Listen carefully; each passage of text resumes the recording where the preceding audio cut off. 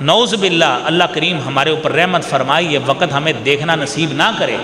کہ کیفیت یہ ہو جائے قرآن ہم پڑھتے کوئی نہیں ہیں، کہ اللہ کے رسول صلی اللہ علیہ وسلم قیامت کے دن ہمیں پکڑ کے کہیں اِنَّ قَوْمِ اتَّخَذُوا هَذَا الْقُرْآنَ مَهْجُورًا۔ یہ سورہ فرقان کی آیت ہے کہ اللہ اس قوم نے تو قرآن کو چھوڑ دیا تھا، ان کا میرے سے کوئی تعلق نہیں ہے۔ ہم کہاں پہ جائیں گے؟ کہاں پہ جائیں گے ہمارے جلوس؟ کہاں پہ جائیں گے ہماری ریلیاں؟ اور کہاں پہ جائیں گے ہماری پارلیمنٹ میں کی گئی تقریریں؟ میرے عزیز بھائیوں، اس قرآن کے ساتھ وابستگی کا ثبوت دیں، اس قرآن کو پڑھا کریں اور اس کو بسم اللہ الرحمن الرحیم ان الذین یبایعونک انما یبایعون اللہ ید اللہ فوق ایدیہم فمن نکث فانما ینکث علی نفسہ ومن اوفى بما عاهد عليه الله فسيؤتيه اجرا عظيما صدق اللہ العظیم۔ حضرات ذی وقار، آج 18 ذی الحج ہے اور تاریخ اسلام میں 18 ذی الحج 35 ہجری کا روز اس لحاظ سے بڑی اہمیت کا حامل ہے کہ یہ دن وہ دن ہے کہ جس دن رسول کریم صلی اللہ علیہ وآلہ وسلم کے داماد عزیز سیدنا عثمان ذو النورین رضی اللہ تعالی عنہ کی شہادت ہوئی تھی، اور آپ رضی اللہ تعالی عنہ کو مظلوم مدینہ بھی کہا جاتا ہے، اور آپ کی شہادت ظلم کی، سفاکیت کی، بربریت کی ایک لمبی ہسٹری اور داستان ہے۔ سیدنا عثمان غنی رضی اللہ تعالی عنہ کی آپ کی جو خلافت کا پیریڈ ہے وہ یکم محرم 24 ہجری سے لے کر 18 ذی الحج 35 ہجری تک کا ہے۔ خلفائے راشدین کا دور، اس میں سب سے زیادہ خلافت پر متمکن رہنے کا اعزاز وہ سیدنا عثمان رضی اللہ تعالی عنہ کو ہے، اور آپ کی خلافت کا دورانیہ تقریباً 12 دن کم 12 سال ہے۔ آپ رضی اللہ تعالی عنہ کو احادیث کی روشنی میں پیکر صدق و وفا بھی کہا جاتا ہے، آپ کو پیکر جود و سخا بھی کہا جاتا ہے، آپ کو ایک حلیم الطبع اور شریف النفس کا لقب بھی احادیث کی روشنی میں دیا جاتا ہے۔ تو گویا یہ وہ تمام آپ کے لیے اکٹھے کیے گئے وہ الفاظ ہیں جو صرف سیدنا عثمان غنی رضی اللہ تعالیٰ عنہ کی شخصیت پر صادق آتے ہیں۔ سیدنا عثمان رضی اللہ تعالیٰ عنہ کو اللہ رب العالمین کی طرف سے یہ خصوصی اعزاز حاصل ہے کہ آپ کو رسول کریم صلی اللہ علیہ وآلہ وسلم کی دوہری دامادی کا شرف حاصل ہے۔ وہ اس لحاظ سے کہ نبی کریم صلی اللہ علیہ وآلہ وسلم کی دوسری بڑی بیٹی سیدہ رقیہ رضی اللہ تعالی عنہا وہ آپ کے عقد نکاح میں تھیں، اور 2 ہجری میں جب ایک طرف غزوہ بدر جاری تھا، نبی کریم صلی اللہ علیہ وآلہ وسلم کی یہ لخت جگر یہ بستر علالت پہ تھی۔ رسول اللہ صلی اللہ علیہ وآلہ وسلم نے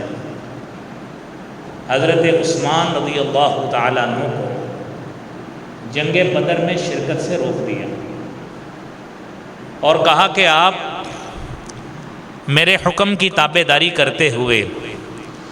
آپ مدینہ کے اندر ہی رہیں، اپنی زوجہ میری لخت جگر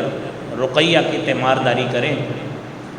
اللہ رب العالمین کی طرف سے آپ کو جہاد میں شامل ہونے والے مکمل مجاہد کا ثواب بھی ملے گا،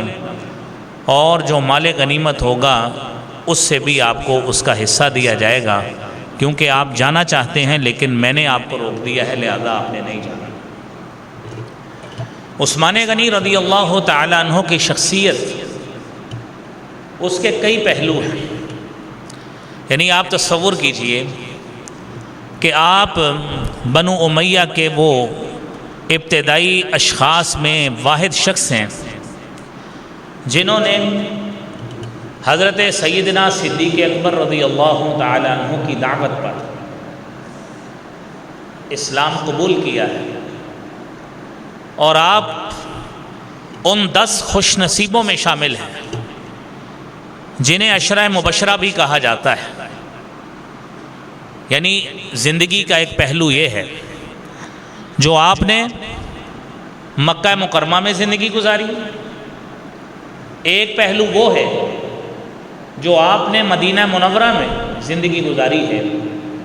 اور زندگی کا ایک پہلو وہ ہے جو خلفائے راشدین جو آپ کے پیش رو تھے، ابو بکر صدیق اور عمر فاروق رضی اللہ تعالی عنہما، ان کے دور میں آپ کو جو ذمہ داریاں سرکاری طور پہ بالخصوص آپ کو مشاورتی کونسل کا رکن بنایا گیا، آپ نے اس کو بھی انجام دیا۔ اور زندگی کا ایک پہلو وہ بھی ہے جو آپ نے 12 سال خلافت پہ متمکن رہتے ہوئے آپ نے کمال درجے سے آپ نے اپنی خلافت کی ذمہ داریاں بھی نبھائی ہیں، اور خلافت کے آخری ایام میں ظلم کی، سفاکیت کی اور بربریت کی وہ بھی داستاں موجود ہے جو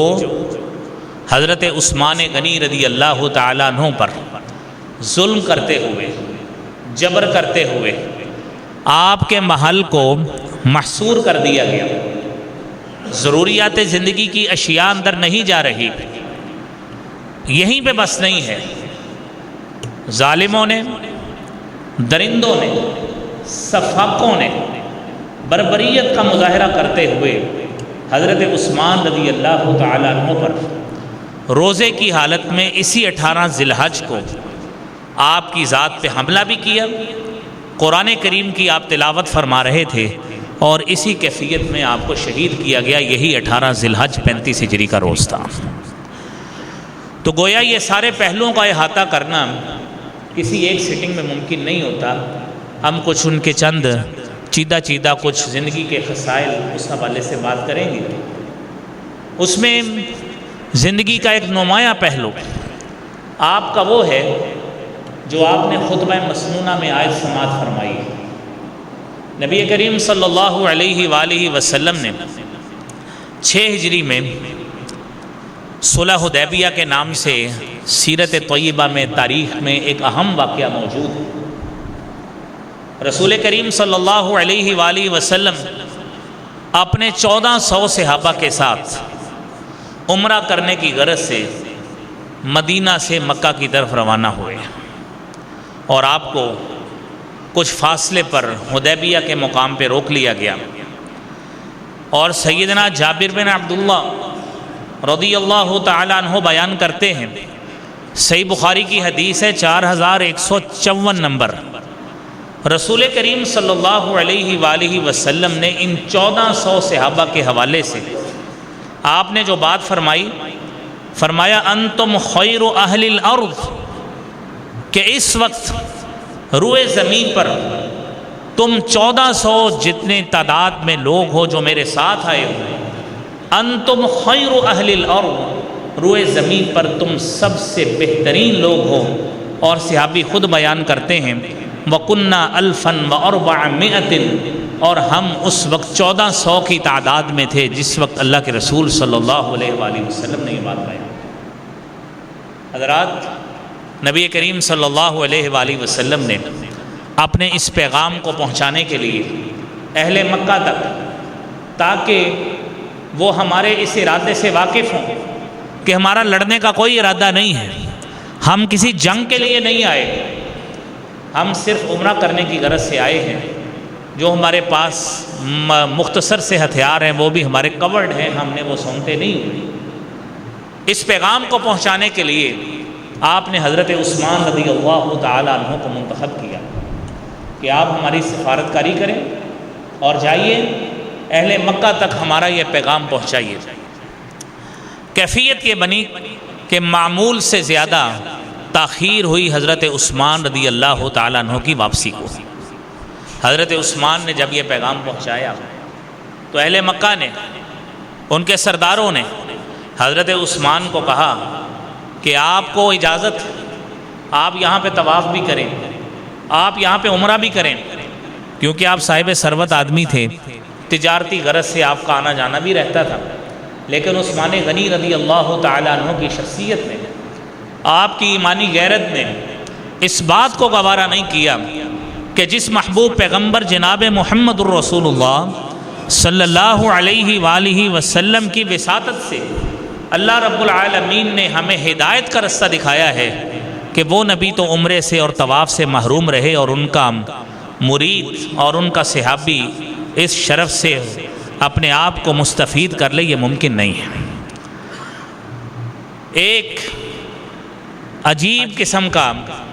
ایک ہوا وہاں پہ پیدا ہو گیا کہ حضرت عثمان رضی اللہ تعالیٰ عنہ کو شہید کر دیا، کیونکہ آپ کو معمول سے زیادہ واپسی میں تاخیر ہو گئی۔ تو نبی کریم صلی اللہ علیہ وآلہ وسلم نے، آپ نے بیعت لی، اور بیعت لی اس بات کی کہ ہم نے حضرت عثمان رضی اللہ تعالیٰ عنہ کو اگر قتل کر دیا گیا ہے، ہم نے ان کے قتل کا بدلہ لے کر جانا۔ پہلے ہمارا لڑنے کا کوئی ارادہ نہیں تھا، لیکن آج اگر عثمان کو قتل کر دیا گیا، عثمان کو شہید کر دیا گیا، تو ہم اس کا قتل کا بدلہ ہر صورت لے کر جائیں گے۔ آپ صلی اللہ علیہ وآلہ وسلم نے درخت کے نیچے بیعت کی، اور یہ وہ بیعت ہے جسے بیعت رضوان کہا جاتا ہے۔ قرآن کریم میں سورہ فتح میں اس کا تذکرہ موجود ہے۔ لَقَدْ رَضِيَ اللَّهُ عَنِ الْمُؤْمِنِينَ إِذْ يُبَايِعُونَكَ تَحْتَ الشَّجَرَةِ فَعَلِمَ مَا فِي قُلُوبِهِمْ فَأَنزَلَ السَّكِينَةَ عَلَيْهِمْ وَأَثَابَهُمْ فَتْحًا قَرِيبًا۔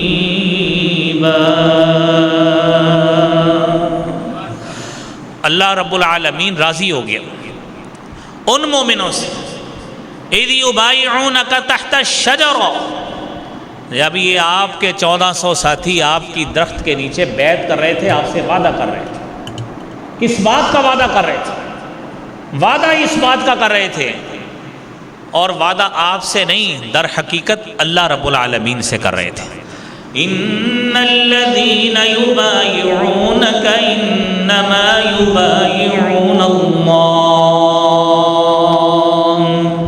يد الله فوق ايديهم فمن نكث فانما ينكث على نفسه ومن أوفى بما عاهد عليه الله فسيؤتيه أجرا عظيما۔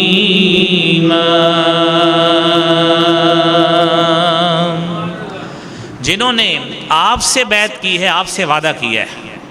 حقیقت میں انہوں نے اللہ رب العالمین سے وعدہ کیا ہے، اللہ سے بیعت کی ہے۔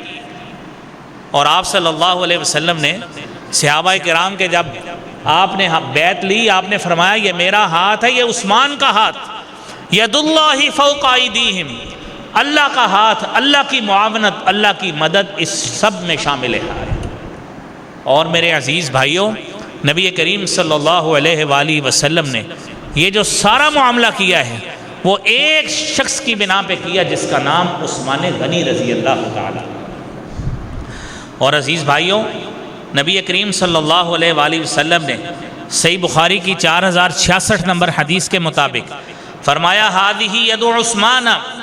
یہ عثمان کا ہاتھ ہے، فضرب بها علی یدہ، اور آپ نے اس کو اپنے ہاتھ پہ رکھا اور فرمایا ہذہ لعثمان، یہ جو میں بیعت کر رہا ہوں عثمان کے ہاتھ کی، عثمان کے لیے ہے، یہ کسی اور کے لیے نہیں۔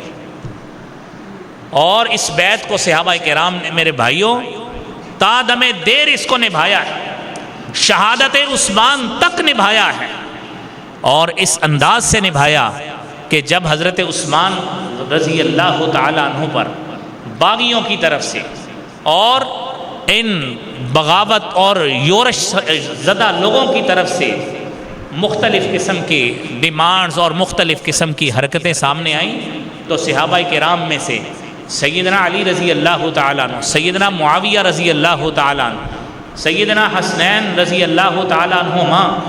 ان سب کی طرف سے، حضرت مغیرہ بن شعبہ کی طرف سے، ان سب کی طرف سے آپ رضی اللہ تعالیٰ عنہ کی معاونت کی صورت میں مختلف قسم کے قصے موجود ہیں جو تاریخ کا حصہ ہیں، جنہوں نے ہر لحاظ سے اپنی معاونت اور مدد پیش کی کہ اے عثمان، یہ باغی، یہ اس طرح کے لوگ، یہ صفاق اور درندے لوگ جو آپ سے خلافت سے دستبرداری کا مطالبہ کر رہے ہیں، آپ ان کو چھوڑیے، ہمارے پاس آ جائیں، آپ ہمیں حکم دیں، یہاں پہ ہم ان سب کو قتل کر کے ان کے خون کی ندیاں بہا دیتے ہیں۔ لیکن عثمان غنی رضی اللہ تعالیٰ عنہ نے نہ آپ نے اس مدینہ منورہ کو اپنی ذاتی حکومت اور خلافت کے لیے مدینہ منورہ میں خون کا ایک قطرہ نہیں بہنے دیا، اور آپ نے فرمایا تھا کہ میں ایسا شخص نہیں بننا چاہتا جو اپنی ذات کے لیے، اپنی حکومت کے لیے، اپنی خلافت کے لیے اس مدینہ منورہ کو، نبی کریم صلی اللہ علیہ وآلہ وسلم کے شہر کو لوگوں کے خون سے رنگ دے، چاہے وہ باغی ہیں، چاہے وہ درندے ہیں، چاہے وہ صفاقیت پہ اترے ہیں اور ان کی آنکھوں میں خون اترا ہے، لیکن میں عثمان اس مدینہ منورہ میں خون بہنے کی اجازت نہیں دے سکتا۔ میرے عزیز بھائیوں، نبی کریم صلی اللہ علیہ وآلہ وسلم نے اسی عثمان غنی رضی اللہ تعالیٰ عنہ، آپ نے ان کی زندگی میں ایک مرتبہ نہیں، دو مرتبہ نہیں، اور احادیث کو اکٹھا کریں 18 مرتبہ سے زیادہ جنت کی بشارت کا تذکرہ بھی موجود،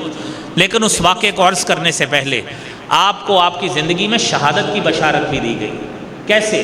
سیدنا انس بن مالک رضی اللہ تعالیٰ عنہ بیان کرتے ہیں، صحیح بخاری کی 3675 نمبر حدیث ہے، آپ صلی اللہ علیہ وآلہ وسلم ایک دن اپنے صحابہ کرام میں سے ابو بکر، عمر اور عثمان کے ساتھ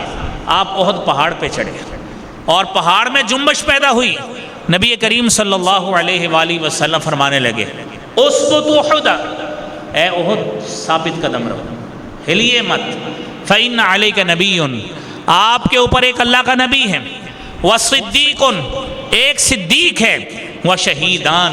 اور مستقبل میں اللہ کی راہ میں اپنی جان قربان کرنے والے 2 شہید ہیں۔ اور تاریخ نے اس بات کو ثابت کیا کہ انہی 4 اشخاص میں سے واقعتاً اللہ کے نبی بھی تھے، صدیق بھی تھے، صدیق تبھی فوت ہوئے ہیں، لیکن عمر فاروق رضی اللہ تعالیٰ عنہ پر قاتلانہ حملہ ہوا، آپ یکم محرم 24 ہجری کو جام شہادت نوش فرما گئے، اور اسی طرح 18 ذی الحج 35 ہجری کو آپ کے اسی قول سدید کے مطابق، آپ کے اسی حدیث طیبہ کے مطابق حضرت عثمان غنی رضی اللہ تعالیٰ عنہ 18 ذی الحج کو شہادت کے منصب پہ فائز ہوئے۔ میرے عزیز بھائیوں، نبی کریم صلی اللہ علیہ وآلہ وسلم کے یہ صحابی، آپ عشرہ مبشرہ میں شامل سیدنا سعید بن زید رضی اللہ تعالی عنہ بیان کرتے ہیں، مسند احمد میں یہ حدیث موجود، سنن ابی داود میں، سنن ترمذی میں اور دیگر حدیث کی کتابوں میں موجود۔ آپ صلی اللہ علیہ وآلہ وسلم نے ان 10 صحابہ کرام کے نام لیے، ابو بکر صدیق کا نام لیا، فرمایا ابو بکر فی الجنہ، عمر فی الجنہ، عثمان فی الجنہ، علی فی الجنہ، وطلحہ فی الجنہ، وزبیر فی الجنہ، 6 کے نام لیے، سعید بن زید کا نام لیا، عبد الرحمن بن عوف کا نام لیا، اور میرے بھائیوں ابو عبیدہ بن جراح کا نام لیا، سعد بن ابی وقاص کا نام لیا۔ 10 کے 10 صحابہ کرام، یہ وہ صحابہ کرام ہیں جنہیں نبی کریم صلی اللہ علیہ وآلہ وسلم نے اپنی زندگی مطہرہ میں زبان نبوت سے جنت کی بشارت دی کہ اللہ رب العالمین انہیں ہر صورت جنت عطا فرمائے۔ حضرات ذی وقار صحابہ کرام میں سے یہ وہ واحد صحابی جنہیں نبی کریم صلی اللہ علیہ وآلہ وسلم نے پیکر حیا قرار دیا ہے، پیکر شرم و حیا قرار دیا ہے، اور آپ صلی اللہ علیہ وآلہ وسلم نے خود فرمایا، سنن ترمذی کی 3790 نمبر حدیث، فرمایا ارحم امتی بامتی ابی بکر، میری امت کے ساتھ سب سے زیادہ شفقت کرنے والا میری امت میں سے وہ ابو بکر صدیق رضی اللہ تعالیٰ عنہ ہے۔ واشدہم فی امر اللہ عمر، اور اللہ رب العالمین کے دین کے معاملے میں اور دین کے نفاذ کے معاملے میں اگر کوئی شخص جس میں واقعتاً استقامت کا شدت والا جذبہ پایا جاتا ہے تو وہ عمر فاروق رضی اللہ تعالیٰ عنہ ہیں۔ اور آپ نے فرمایا وَأَصْدَقُهُمْ حَيَاءً عُثْمَانَ، اور ان صحابہ کرام میں سے میرے اس گلدستے میں سے شرم و حیا کا جو سب سے زیادہ پیکر ہیں، سچی حیا والے انسان ہیں، وہ عثمان غنی رضی اللہ تعالیٰ عنہ ہیں۔ اور میرے عزیز بھائیوں، آپ صلی اللہ علیہ وآلہ وسلم نے دیگر صحابہ کرام کے بارے میں بھی فرمایا وَأَقْضَاهُمْ عَلِي، اور ان میں قاضی القضات کے عہدے پر یا قضاء کا صحیح منصب ادا کرنے کا جس نے حق ادا کیا ہے وہ علی بن طالب رضی اللہ تعالیٰ۔ میرے عزیز بھائیوں، نبی کریم صلی اللہ علیہ وآلہ وسلم کے یہ صحابی جن کے بارے میں ایک مشہور واقعہ آپ نے وہ سنا ہوا ہے، صحیح مسلم کی 2401 نمبر حدیث ہے کہ نبی کریم صلی اللہ علیہ وآلہ وسلم اپنے گھر میں موجود تھے۔ ام المومنین سیدہ عائشہ صدیقہ رضی اللہ تعالیٰ عنہا کے پاس ابو بکر صدیق آئے، آپ صلی اللہ علیہ وسلم کی پنڈلیوں میں کپڑا نہیں تھا، آپ نے ویسے ہی رہنے دیا۔ عمر آئے، آپ نے ویسے ہی رہنے دیا۔ عثمان غنی رضی اللہ تعالیٰ عنہ آئے، آپ نے فوری طور پر کپڑا جو ہے اس سے اپنے جسم کو ڈھانپ لیا۔ بعد میں جانے کے بعد ام المومنین سیدہ عائشہ صدیقہ رضی اللہ تعالیٰ عنہ پوچھتی ہیں، یہی سوال کیا کہ ابو بکر صدیق آئے، میرے باپ آئے، آپ نے اسی کیفیت میں اپنے آپ کو رکھا، عمر آئے آپ نے اسی کیفیت میں رکھا، عثمان آئے آپ نے فوری طور پہ اپنی کیفیت بدل لی۔ میرے عزیز بھائیوں، نبی کریم صلی اللہ علیہ وآلہ وسلم نے فرمایا الا استحی من رجل تستحی منہ الملائکہ، کیا میں اس شخص سے حیا نہ کروں تستحی منہ الملائکہ جس سے فرشتے بھی حیا کرتے ہیں؟ جب فرشتے جس شخص سے حیا کرتے ہیں مجھ محمد صلی اللہ علیہ وسلم کا زیادہ حق بنتا ہے۔ میرے عزیز بھائیوں، نبی کریم صلی اللہ علیہ وآلہ وسلم کے یہ صحابی رسول عثمان غنی رضی اللہ تعالیٰ عنہ آج میرے بھائیوں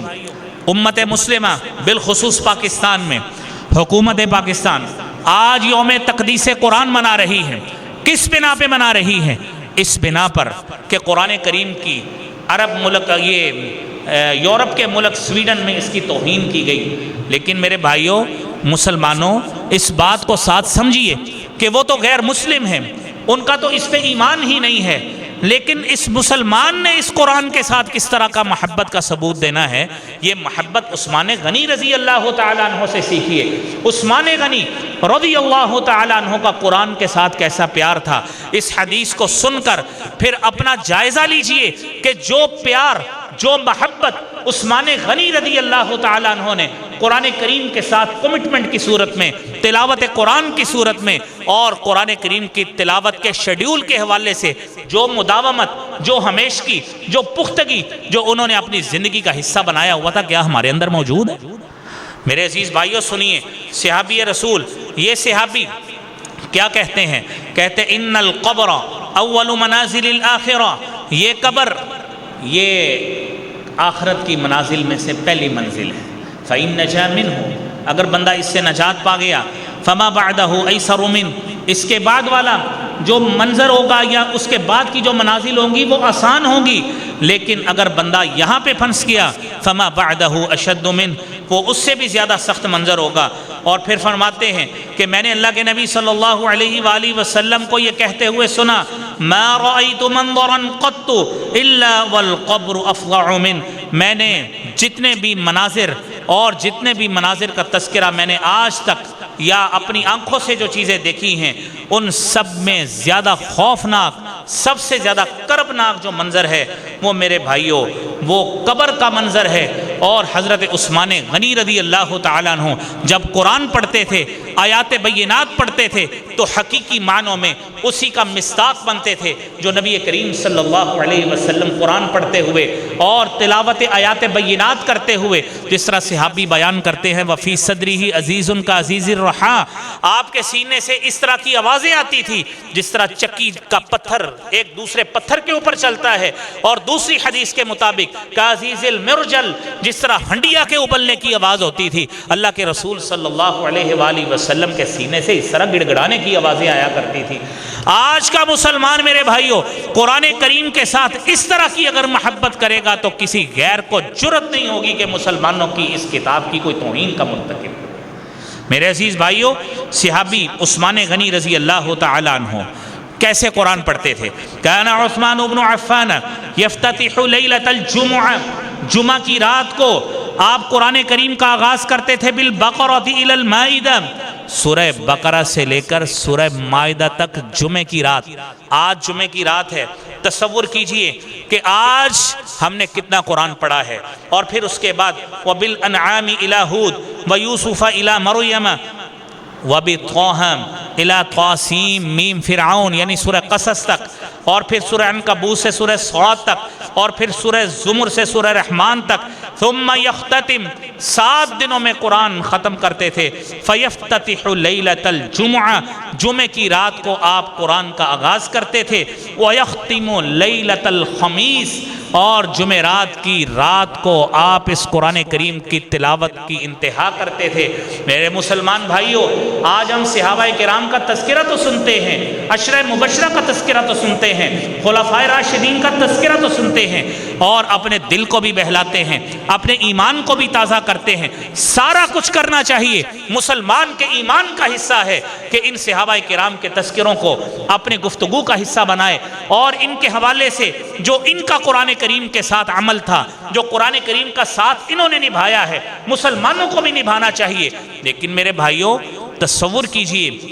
آج کل یہ جو آپ نے روٹین حضرت عثمان کی سنی ہے، یہ کوئی ایک مخصوص دن کے لیے نہیں تھی، یہ میرے بھائیوں کسی ایک مخصوص رات کے لیے نہیں تھی، کوئی مخصوص دنوں کے لیے نہیں تھی۔ آپ کی یہ روٹین خلافت کے آخری دن تک، اپنی شہادت کے آخری یوم تک اسی طرح ہی جاری رہی ہے۔ حضرت عثمان کی تلاوت قرآن کا یہی معمول رہا۔ میرے بھائیوں، یہ معمول کاش یہ مسلمان بھی قرآن کریم کی محبت کا اس طرح حق ادا کرے۔ میرے عزیز بھائیوں، صحابی رسول عثمان غنی رضی اللہ تعالی عنہ نبی کریم صلی اللہ علیہ وآلہ وسلم کے حکم پر، آپ نے مکی زندگی میں جب ہجرت حبشہ ہوئی تھی تو آپ نے اپنی زوجہ رقیہ کے ساتھ حبشہ کی طرف ہجرت کی، اور جب مدینہ کی طرف ہجرت ہوئی تو آپ نے رقیہ کے ساتھ پھر مدینہ کی طرف بھی ہجرت کی۔ اور آپ صلی اللہ علیہ وآلہ وسلم فرماتے تھے کہ حضرت لوط کے بعد یہ پہلا جوڑا ہے جس نے دین کی خاطر جو ہے وہ ہجرت کی، دین کی خاطر ہجرت کی ہے۔ اور حضرت عثمان غنی رضی اللہ تعالیٰ عنہ نے دوہری ہجرت کی، دوہری ہجرت، حبشہ کی طرف بھی ہجرت کی، اور پھر اس کے بعد حبشہ کے بعد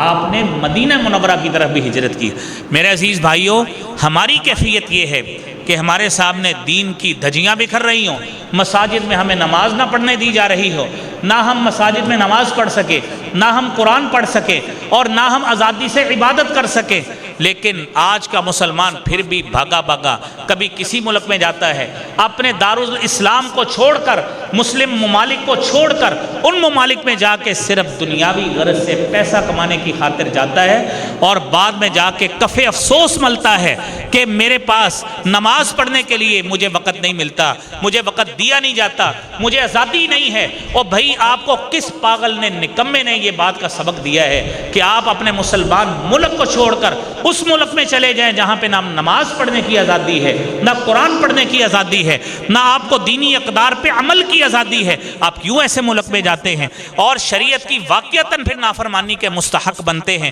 کہ آپ اپنے ملک کو چھوڑ کر، دارالاسلام کو چھوڑ کر 57 آپ کے پاس اسلامی ممالک ہیں، آپ ان کو چھوڑ کر کسی ایسے ملک میں جاتے ہیں جہاں پہ نہ آپ کو نماز پڑھنے دی گئی، نہ آپ کو قرآن پڑھنے دیا گیا، نہ آپ کو جمعہ پڑھنے دیا گیا، نہ آپ کو اسلامی اقدار کے مطابق زندگی گزارنے کی آزادی ہے، نہ آپ کو قربانی کرنے کی آزادی ہے، نہ آپ کو جمعہ پڑھنے کی، نہ عیدین پڑھنے کی، نہ جنازہ پڑھنے کی کوئی آزادی نہیں ہے۔ مسلمان تو اپنے اس فکر پہ غور کر، اپنے اس عمل پہ غور کر، اور جب تو نے خود اپنے آپ کی زندگی کو سٹیک پر لگایا ہے اور اپنی زندگی کو خود اسلام سے دور کیا ہے، پھر غیروں سے آپ کی شکایتیں کیسی بنتی ہیں؟ یہ تو مسلمانوں کو سوچنا چاہیے میرے عزیز بھائی۔ نبی کریم صلی اللہ علیہ وآلہ وسلم نے تو یہاں تک فرمایا تھا کہ آپ کا ان سے تعلق اتنا دور ہونا چاہیے حتی لا تروا نارہما، کہ آپ کو ان کا دھواں تک نہیں نظر آنا چاہیے۔ ہم ان کے ممالک میں جا کر پناہ بھی لیتے ہیں اور پھر آئے دن احتجاج بھی کرتے نظر آتے ہیں۔ میرے عزیز بھائیوں، نبی کریم صلی اللہ علیہ وآلہ وسلم کے اس صحابی کے حوالے سے آپ نے حضرت عثمان رضی اللہ تعالیٰ عنہ نے قرآن کریم کے ساتھ جو کمٹمنٹ آخر تک رکھی، میں ان کا واقعہ آپ کو جامع القرآن کی صورت میں سناتا ہوں۔ نبی کریم صلی اللہ علیہ وآلہ وسلم کے بعد حضرت ابو بکر صدیق رضی اللہ تعالیٰ عنہ خلیفہ بنے، اور خلیفہ بننے کے بعد قرآن کریم چونکہ نبی صلی اللہ علیہ وسلم کے دور میں مکمل لکھا گیا تھا، کتابی شکل میں نہیں تھا، حفاظ کی کثرت جو شہید ہو رہی تھی اس وجہ سے ضرورت یہ محسوس کی کہ ایک لمبا واقعہ ہے، اس کو شارٹ کرتے ہوئے قرآن کریم کو حضرت ابو بکر صدیق رضی اللہ تعالیٰ عنہ کی دور خلافت میں سب سے پہلی مرتبہ کتابی شکل میں تدوین کیا گیا۔ پھر چونکہ آپ کی خلافت تقریباً 2.25 سال رہی، اور آپ کے بعد سیدنا عمر فاروق رضی اللہ تعالیٰ عنہ کی حکومت آئی۔ عمر فاروق رضی اللہ تعالیٰ عنہ تقریباً 10 سال خلافت پر متمکن رہے، یعنی آپ کی 10 سال حکومت رہی، جمادی الثانی 13 ہجری سے لے کر 1 محرم 24 ہجری تک 10 سال سے اوپر آپ کی حکومت رہی۔ پھر اس کے بعد عثمان غنی رضی اللہ تعالیٰ عنہ کی حکومت آئی۔ اب خلافت میں حضرت عمر فاروق کے دور میں خلافت فاروقی میں سلطنت اسلامیہ میں جتنی وسعت ہو چکی، اور پھر اس کے بعد حضرت عثمان رضی اللہ تعالیٰ عنہ کے دور میں مزید وسعت، قرآن کریم جو مدون شدہ تھا وہ پہلے ان علاقوں میں پہنچا جو عرب لوگ تو تھے لیکن قریشی نہیں تھے، قریشی لہجے سے واقف نہیں تھے۔ وقت کے ساتھ ساتھ غیر عرب لوگوں تک بھی قرآن گیا، کیونکہ فتوحات کا سلسلہ وہاں تک بڑھ گیا۔ حضرت عثمان رضی اللہ تعالیٰ عنہ کے دور میں نبی کریم صلی اللہ علیہ وسلم کے ایک صحابی حضرت حذیفہ رضی اللہ تعالیٰ عنہ، انہوں نے بصرہ کے علاقہ میں ایک عجیب ماجرا دیکھا۔ حضرت عثمان خلیفہ وقت ہیں، اور انہوں نے منظر یہ دیکھا کہ لوگ قرآن کریم کے معاملے پر ایک دوسرے سے جھگڑ رہے ہیں۔ اس کی وجہ کیا تھی کہ لوگوں کو قرآن کریم کے مختلف لہجات کے حوالے سے، مختلف قراءات کے حوالے سے، مختلف ایکسنٹس کے حوالے سے علم نہیں تھا کہ قرآن کریم کو اس طرح بھی پڑھا جا سکتا ہے، قرآن کو اس طرح بھی پڑھا جا سکتا ہے۔ نتیجہ یہ نکلا، انہوں نے ایک دوسرے کے خلاف تلواریں نکال لی، کہ ایک شخص دوسرے کو کہتا ہے تو قرآن غلط پڑھتا ہے، دوسرا کہتا ہے نہیں قرآن کو تو غلط پڑھتا ہے۔ نتیجہ یہ نکلا کہ انہوں نے تلواریں نکال لی، خیر بیچ بچاؤ کرایا گیا۔ یہ سارا منظر جا کے حضرت حذیفہ نے اس وقت کے گورنر وہاں کو بتایا، پھر خلیفہ امیر المومنین حضرت عثمان غنی رضی اللہ تعالیٰ عنہ کو بتایا۔ حضرت عثمان رضی اللہ تعالیٰ عنہ نے حالات کی نزاکت کو بھانپتے ہوئے قرآن کریم کی تمام جتنی کاپیاں مختلف علاقوں میں بھیجی ہوئی تھی وہ آپ نے ساری منگوائیں، اور قرآن کریم کو ایک سنگل لہجے پر اکٹھا کر دیا، اور وہ لہجہ جس پہ قرآن آج ہم سارے لوگ پڑھتے ہیں، وہ امام حفص بن سلیمان کا لہجہ قراءت میں معروف ہے، اس پہ پڑھا جاتا ہے۔ لیکن قرآن کے جو بقیہ لہجات ہیں وہ موجود، وہ ہمارے مدارس میں قراءت سبع اور عشرہ کے نام سے پڑھائے جاتے ہیں، اور لوگ اس پہ دسترس حاصل کرتے ہیں، قاری کا لقب پاتے ہیں، قراءت سبع اور قراءت عشرہ پڑھتے ہیں۔ تو بتانے کا مقصد یہ ہے کہ حضرت عثمان رضی اللہ تعالیٰ عنہ نے نہ صرف قرآن کریم کی تلاوت کو جاری رکھا مرتے دم تک، بلکہ قرآن کریم کی محبت کا ثبوت اس انداز سے بھی دیا کہ قرآن کریم پر ایک قرات پر پوری امت کو جمع کر کے امت پر احسان کر دیا، تاکہ ساری زندگی امت مسلمہ قرات کے معاملے پر، قرآن کی قرات اور لہجے کے معاملے پر ایک دوسرے سے لڑنے جھگڑنے سے پرہیز کرے۔ یہ حضرت عثمان رضی اللہ تعالیٰ عنہ کا امت پر ایک بہت بڑا احسان ہے۔ میرے عزیز بھائیوں، کیفیت تو یہ تھی کہ مسلمانوں کے اندر ایسی کیفیت پیدا ہوتی جو ان کے اکابرین میں پیدا ہوئی۔ آپ حضرات تاریخ کے اوراق کو دیکھیے، کیونکہ یوم تقدیس قرآن کے حوالے سے بھی یہ دن منایا جا رہا ہے، تو اس حوالے سے ہمیں مسلمانوں حکمرانوں کے کردار کے حوالے سے بھی غور کرنا چاہیے کہ ہمارے اکابرین، تاریخ کو پڑھیے۔ حجاج بن یوسف کا آپ نے نام سنا ہوگا، 95 ہجری میں اس کی وفات ہوئی۔ تاریخ میں کوئی اس کا نام کوئی بہت اچھا نہیں ہے تاریخی حوالے سے، لیکن اس کے بہت اچھے کام بھی کیے۔ قرآن کریم پر یہ جتنے بھی اعراب لگوائے گئے ہیں، جس کی سہولت آج بھی مسلمان اٹھا رہے ہیں، یہ اسی نے ہی لگوائے تھے، اسی نے ہی لگوائے تھے۔ اور اسی کے دور میں یہ اسی سندھ کے علاقہ دیبل اس وقت اس کا نام تھا، اسی علاقہ میں مسلمان خاتون جب ان کے ساتھ اس نے داد رسی کے لیے مسلمان حکمران کو آواز دی، تو حجاج بن یوسف نے ہی 2 مختلف مہمات جو ہیں یہاں پہ کی، اور دوسری مہم میں اپنے ہی داماد محمد بن قاسم رحمۃ اللہ علیہ کو یہاں پہ بھیجا، اور اس نے آ کر یہاں پہ سندھ کے علاقہ میں اس علاقے کو فتح بھی کیا، راجہ داہر کو شکست بھی دی، اور اس وقت اس سندھ کا نام باب الاسلام پڑ گیا۔ یہاں سے اسلام کی اس علاقے میں حقیقی معنوں میں ابتدا ہوئی۔ میرے عزیز بھائیوں، تاریخ یہیں پہ بس نہیں ہے، آپ خلافت بنو امیہ کو پڑھیے، بنو عباس کو پڑھیے۔ بنو عباس کے دور میں اموریہ سلطنت ایک بہت بڑی سلطنت تھی۔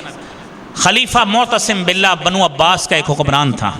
خاتون نے آواز دی، وقت کے جبر کا شکار تھی، کہ واہ موت معتصمہ، واہ معتصمہ، تو آگے سے وہ کہتا ہے جلاد بلا لے معتصم کو، کون سا حکمران تیری آواز سنے۔ ہاتھ میں مشروب کا پیالہ تھا، غلام کو کہتا ہے کہ مسلم عورت کی طرف سے مجھے آواز میرے کان میں پڑی ہے، یہ مشروب بعد میں پئیں گے جب تک اس خاتون کا بدلہ نہیں لیا جاتا۔ اور اس وقت کے نجومیوں نے اس کو بہت سمجھایا، جو اس کا غیب کا علم بتانے والے یہ ٹوٹ ٹرنیل قسم کے لوگ ہر دور میں ہوتے ہیں، جو اس طرح کی فضول قسم کی پشین گوئیاں کرتے ہیں کہ آپ سے لڑ کر کبھی اموریہ کی سلطنت کو فتح نہیں کیا جا سکے۔ اس نے 4000 ابلق نامی گھوڑے جو ہے اس نے اس کا دستہ تیار کیا، خود اس کی کمان کی، اور اس نے جا کے وہاں پہ اس علاقے کو فتح بھی کیا، اور وہاں پہ ظلم اور جبر جو خواتین پہ ہوتا تھا ان سب کو نجات دلانے کا باعث بنا۔ تو یہی خلیفہ معتصم باللہ، مسلمان حکمران اس طرح کے ہوا کرتے تھے۔ اور میرے عزیز بھائیوں، سلطان صلاح الدین ایوبی کے حوالے سے تاریخ میں آپ نے اس کا بھی نام سنا ہوگا، اور 583 ہجری کی بات ہے، 1178 سن کی بات ہے کہ یہی جو فلسطین کا علاقہ ہے، بیت المقدس کا علاقہ ہے، سلطان صلاح الدین ایوبی وہ حج کو جانے کا ارادہ کر رہا تھا، لیکن پتہ یہ لگا کہ یہاں پہ مسلم جو کمیونٹی ہے اسی علاقے میں، یہ جو جتنا بھی علاقہ ہے یہاں پہ بڑے ظلم اور جبر کا شکار ہے، لہذا اس نے سب سے پہلے کیا کیا، اس نے فلسطین کو فتح کیا، اپنا لشکر لے کے گیا اور بیت المقدس کو فتح کیا، مسلمانوں کو وہاں سے بھی مظالم سے نجات ملی۔ اور پھر مغلیہ دور میں اس کے بعد سن 1191 میں شہاب الدین محمد غوری خاندان غلامہ میں سے جو حکمران تھا اس کی بات ہے، اس نے اس وقت اس بر صغیر کے علاقہ میں وہ مسلمان جو ظلم اور جبر کا شکار تھے، اس نے سب سے پہلے سن 1191 میں پہلا حملہ اس نے کیا پرتھوی راج کے خلاف، اور پرتھوی راج وہی ہندوؤں کا جس کے نام سے پرتھوی میزائل بھی موجود ہے انڈیا، اور اسی کے مقابلے میں پاکستان نے غوری میزائل بنایا، یہ اسی نسبت سے موجود ہے کہ پرتھوی کو شکست دی۔ دوسرے حملے میں جا کے شہاب الدین محمد غوری نے کس بنا پہ، اسی تراوڑی کی جنگ میں اس کو شکست دی کہ مسلمان ظلم اور جبر کا شکار ہیں۔ میرے عزیز بھائیوں، آج مسلمانوں کو اس طرح کے کردار کی ضرورت ہے۔ مسلمان قرآن سے اس طرح کی کمٹمنٹ کریں، مسلمان قرآن کریم سے اس طرح کی وابستگی کا اظہار کریں جس طرح کا ان کے حکمرانوں نے کیا ہے۔ لیکن میرے بھائیوں، اگر قیامت کے دن نعوذ باللہ اللہ کریم ہمارے اوپر رحمت فرمائے یہ وقت ہمیں دیکھنا نصیب نہ کرے کہ کیفیت ہی ہو جائے قرآن ہم پڑھتے کوئی نہیں ہیں، کہ اللہ کے رسول صلی اللہ علیہ وسلم قیامت کے دن ہمیں پکڑ کے کہیں اِنَّ قَوْمِ اتَّخَذُوا هَذَا الْقُرْآنَ مَهْجُورًا۔ یہ سورہ فرقان کی آیت ہے کہ اللہ اس قوم نے تو قرآن کو چھوڑ دیا تھا، ان کا میرے سے کوئی تعلق نہیں ہے۔ ہم کہاں پہ جائیں گے؟ کہاں پہ جائیں گے ہمارے جلوس؟ کہاں پہ جائیں گے ہماری ریلیاں؟ اور کہاں پہ جائیں گی ہماری پارلیمنٹ میں کی گئی تقریریں؟ میرے عزیز بھائیوں، اس قرآن کے ساتھ وابستگی کا ثبوت دیں، اس قرآن کو پڑھا کریں اور اس قرآن کا مفہوم حاصل کریں، اس قرآن کا فہم حاصل کریں، اس کی تفسیر پڑھا کریں، علماء کی صحبت میں بیٹھا کریں۔ اور جب تک یہ کام نہیں ہوگا میرے بھائیوں، قرآن کریم کا مقصد ہمیں سمجھ نہیں آئے گا۔ اللہ کریم مجھے بھی، آپ کو بھی، ہم سب کو اس کی توفیق عطا فرمائے۔ وآخر دعوانا ان الحمد للہ رب العالمین۔